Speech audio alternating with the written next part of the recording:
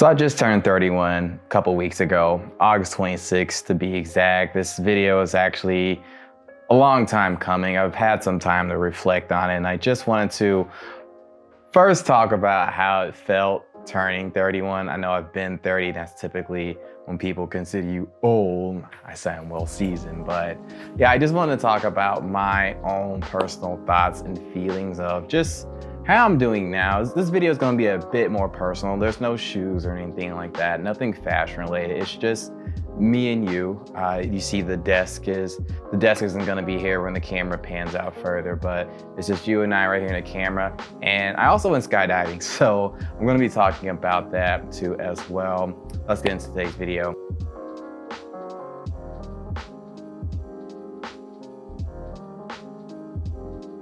What's going on, YouTube? Welcome back to all my returning clients. Much love and appreciation as always. But if you're new here though, my name is Hayes. I am a veterinarian and a sneakerhead, hence the name, TheShoeVet. Today's video, we're going over just how I'm doing lately, what I'm thinking and feeling, especially since I turned 31, because I'll say that was quite an important birthday to me. And I'm typically not a birthday guy. I haven't been a birthday guy in a minute. It's pretty much been just another day for me.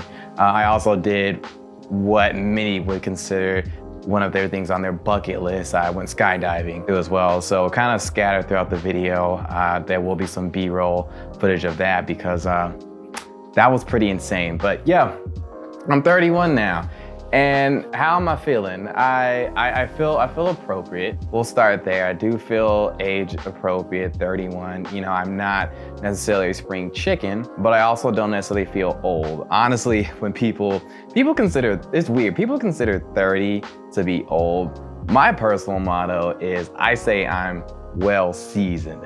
So you guys can use that too for any of my audiences that's 30 and above. But what was interesting to me is at least the start of my birthday though, I was actually depressed.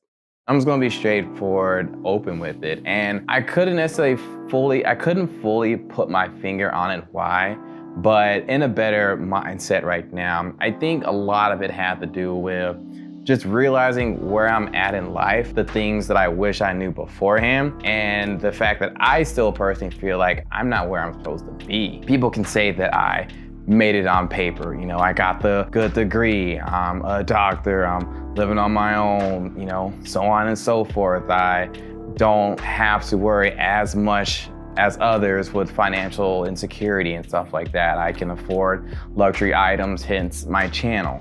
But I just feel like there is just so much more to life that I just haven't really experienced yet because I've been on that track of just go to school, get the good grades, become, you know, good in some profession, and then make the money, eat, sleep, work, eat, sleep, work, eat, sleep, work. And you kind of have to stay on that hamster wheel in a way, because you know, you got bills too. And for me, loans, you know, things like that. And kind of be on that wheel, it can get kind of tiring. And I know a lot of that is also, and I know a lot of that's going to be on personal responsibility because, you know, hey, Evan, you can also, you can go take vacation, you have PTO, stuff like that. And it's like, well, sometimes once you're in a negative cycle like that, it is very hard to break out of it. All right. And this is stuff that I wish I knew back then. All right. My younger brother, he went to college for, I'm not gonna put all his business out there, but he went to college for a little bit. He's not in it now. And granted, you know, you could look at him and like, okay, he didn't go get the college degree and everything like that. But, you know, I just recently reconnected with him, you know, chill with him, you know, for a night when I was back home, back over in Georgia. And, you know, he's doing all right. He's living life and he's happy. And I'm not saying I'm not happy, but he's not constrained to like this cycle that I'm in. So you can see that that day I definitely was not in a very good mood. We'll put it like that. I wasn't in a good mood, and that's gonna bring me to my first point of this video, and that is going to be the importance of a tribe. And not just, you know, a pal or a buddy or anything like that. A good tribe, a solid tribe. You don't need many people, and there is one person in particular that I am going to I have to give a lot of appreciation for in this video. And that's gonna be Bobby. All right, so if you're watching this, just know that that birthday trip means a lot. That meant, oh man, dang, all right, this is my first video kind of like open up like this, so it's kind of weird to me. But yeah, Bobby, that trip meant a lot. So we took a road trip. We're in Nevada and we went next door to Arizona because I wasn't gonna do anything for my birthday. And he was like, yo bro, you know, I got this set up. We going to see this person and you know, I got everything laid out. Let's just go. And I'm not gonna lie, about 49% of me was just like, nah, bro, just stay here and, you know, think about some video you're gonna create and just, you know, keep on your cycle or whatever. And the other 51% of me though, that extra 2% on that 49 was just like, do something different. Do something different, man. You always do the same thing it's about. You're always on this cycle. You're always staying home. You're always entrapped in here in a way. Get out. So I went, you know, packed the bag within a day and we were hitting on the road. It was pretty early morning. I had to get to his house at like 4, I had to be there by like 4:30, something like that, because we had reservations by like 9 o'clock over in Phoenix. But it was just a good road trip, you know, and I really appreciated first the scenic view. There was a lot of good scenery.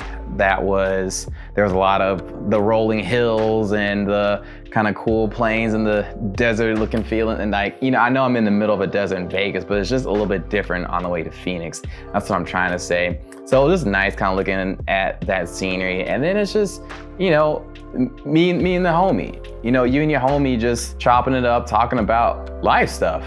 You know, I actually will say that it was kind of therapeutic in a sense because we got deep. You know, we not only talked about like life goals and where we are, but also why we're here. You know, I talked about my upbringing of how I was, my relationship with my mom, relationship with my dad, and how those relationships turned me into the man I am today. And also how those relationships went. The things that I know now, that's kind of also the reason why I'm kind of like, ooh, should I have really been thinking like this? Should I really been doing this? Maybe I should have advocated for myself a little bit, but because, you know, I'm under, you know, parents' rule, I, you know, followed what they felt like was best. We'll put it like that without getting too personal. But yeah, it was just a lot of deep introspection that we had. It's funny because I'm typically the person to go to sleep in the car. I'm a horrible shotgun rider. I'm sorry, I am a horrible shotgun rider. I will fall asleep within 5 minutes. You pull out the driveway,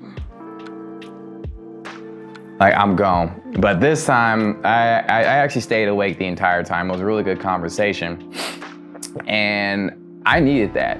I needed that more than I thought. And you know, Bobby, he's no therapist or anything like that. He's not licensed.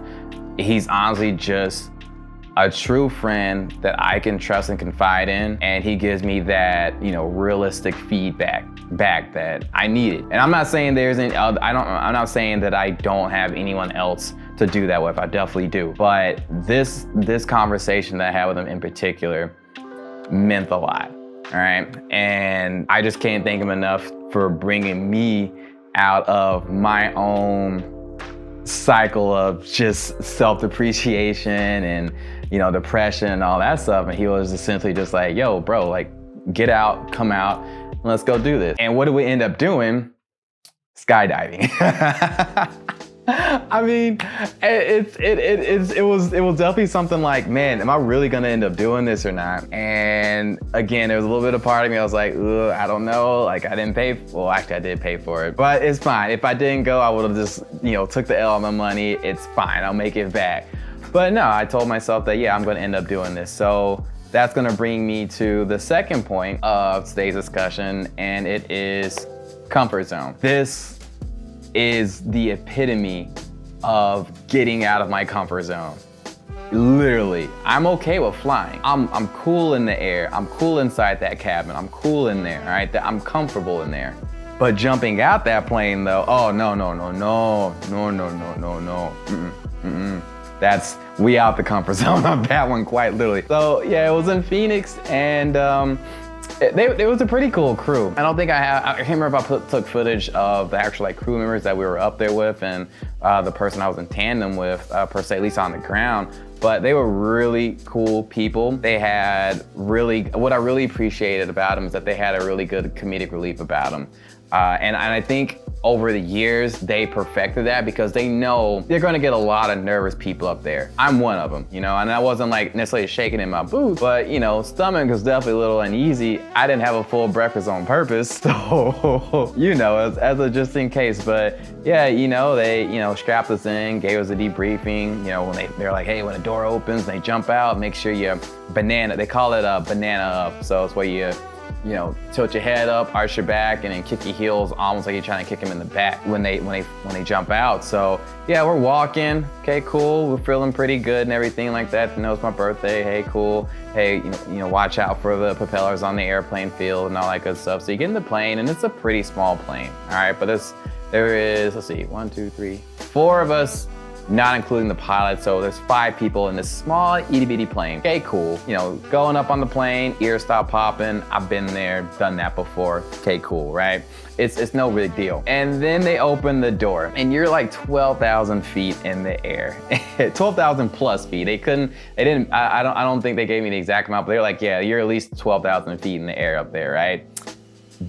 When that wind chill hits you, man, it gets real, because it's one thing to be on a plane because you're like, it's one thing to like take up on the plane because you're just like, okay, yeah, again, you've been there before. This is like a normal flight. It's another thing for that door to open and you're just like, yeah, you're about to jump out there. You look down and it's like a whole different perspective to me out there. And what that view told me is that, you know, Hayes, there is a big world out there. More so than you may even think. And that's part of the cycle that I'm trying to get out. You know, it's still important for me to eat, sleep, work, and, you know, go to the gym. You know, there's important stuff in that cycle, but I think it's even more important for me to get back up in that plane figuratively and have a top-down bird's eye view of the world, essentially. You know what I mean? It really was just like, I have been, I won't say cheating myself, but I think I have been doing myself a disservice because I make money, but I gotta start using that money to start going out and doing more things, you know what I mean? So yeah, of course we jump out the plane and, you know, F-bombs everywhere, of course, so I can't put that on YouTube. And I'm not even gonna lie, my stomach definitely did churn a little bit, just a little bit. The first 5 seconds, when you feel like you're in that zero gravity kind of feel, oh yeah, it's real. Yeah, that was a really exciting moment right there, all right? Landed, I think we were in the sky for about like 2 to 3 minutes, somewhere, maybe like 4 to 5 minutes actually. The landing was pretty smooth. No problems. They told you, hey, kick your legs up, you know, you're fine. So we did that, right? Afterwards, later on that night, went to a concert.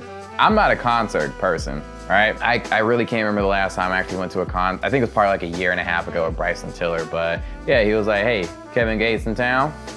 I'll be honest, I haven't really listened to that. Yeah, I don't really listen to Kevin Gates too much. But I definitely did back in like the mid 2000 era, definitely though. But lately, haven't really been on it, but I appreciate him. So I was definitely just like, yeah, let's go ahead and let's go out to the concert. So we went, and I'm not even gonna lie, Kevin Gates puts on a really, really good show. You definitely get your money's worth. He was on there for quite some time. For the women, and he, had great service to them. I'm a dude. I'm just like, hey, I'm just trying to catch on to the songs that I remember. But no, overall though, he puts on a good show. But again, it was a good time getting out of my comfort zone. Afterwards, we were walking around downtown, and we went to some club. I forgot. I think it was like Club Phoenix, something like that. And it was a nice vibe too. It was like an underground little thing. And yeah, we weren't there for too long because it was late at night and they were gonna close soon anyways. But yeah, that was a fun trip.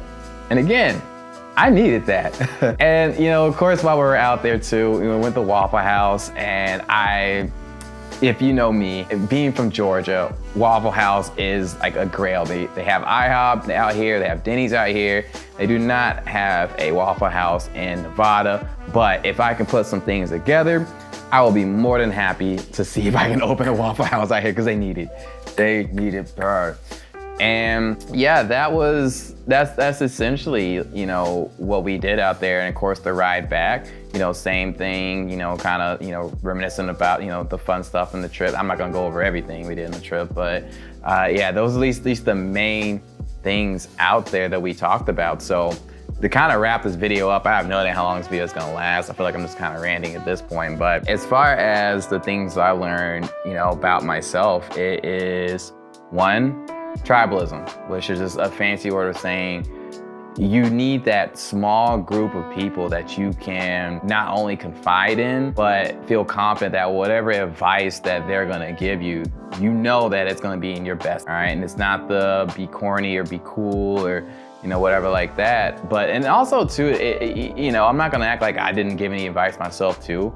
So there is that kind of ebb and flow, which I think strengthens any kind of relationship, honestly. So, you know, I think it's important, you know, for that. But then two, even more so important than me, life happens outside the house. You know, for me, my routine typically is, you know, go to work, go to the gym or martial art, and I'll try and film a video. So for the most part, I'm either at work, at a gym, or in the house.